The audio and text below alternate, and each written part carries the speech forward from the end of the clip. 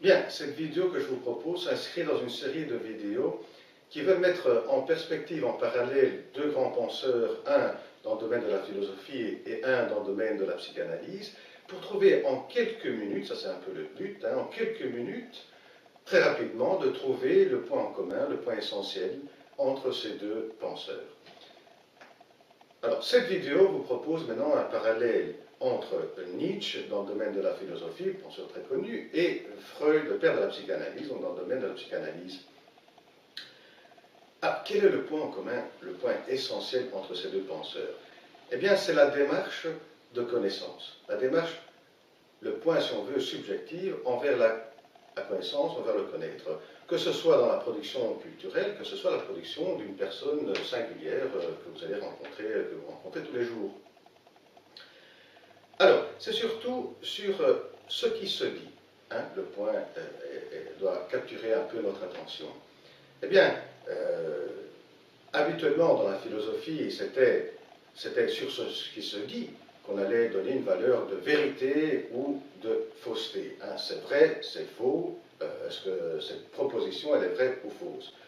Dans le domaine de la psychologie, c'était aussi la proposition, c'est-à-dire ce que la personne produit, dit, eh bien, on va l'examiner, on va l'analyser. Eh bien, ces deux penseurs vont opérer un changement immense. C'est-à-dire, c'est plus ce qui se dit qui doit nous importer, mais c'est ce qui ne se dit pas. Au mieux, c'est ce qui ne se dit pas qui sous-tend, qui soutient un peu ce qui se dit. Voilà, ça c'est un peu cette démarche, cette nouvelle démarche dans le domaine de la philosophie et dans le domaine de la psychologie. Alors du coup, on va enquêter sur l'arrière-plan de ce qui se dit.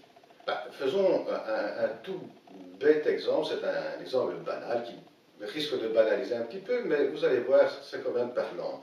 Le jeune qui va dire à une fille, ce soir je t'invite chez moi pour voir ma collection de papillons. Voilà, c'est une bêtise. Bien, ce n'est pas tant ce qu'il dit, ce qui se dit, ce qu'il est en train de dire, qui est important de comprendre effectivement l'état d'âme de ce jeune garçon. Mais c'est l'intention qui est un peu derrière, qui le motive, c'est-à-dire, c'est une façon de draguer cette fille, voilà, de l'amener chez lui, et après ça se voit, ça se verra.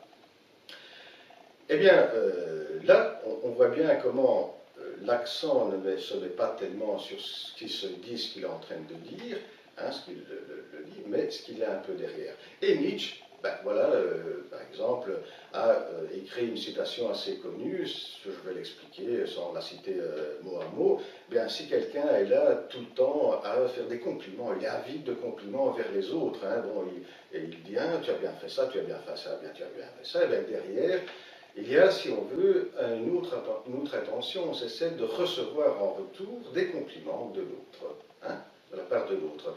Et donc il est lui-même avide de compliments.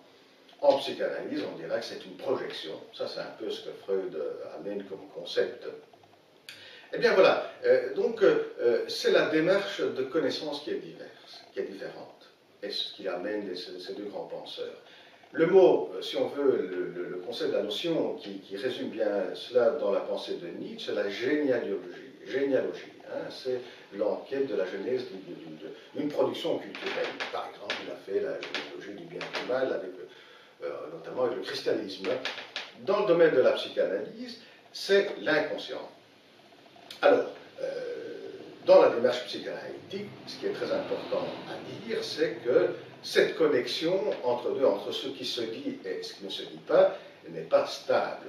Ce n'est pas parce que quelqu'un va vous dire ce soir je vais vous amener à voir la collection de papillons que du coup il y a cette intention dont on parlait avant. Non, les connexions ne sont pas stables. Alors, la démarche psychanalytique, celui qui se soumet à un parcours, à un voyage psychanalytique, eh bien, c'est la recherche de connexions qui lui sont propres entre ce qui se dit, entre ce qu'il va dire, ce qu'il prononce, entre l'énoncé et l'énonciation, c'est-à-dire entre ce qui soutient cet énoncé.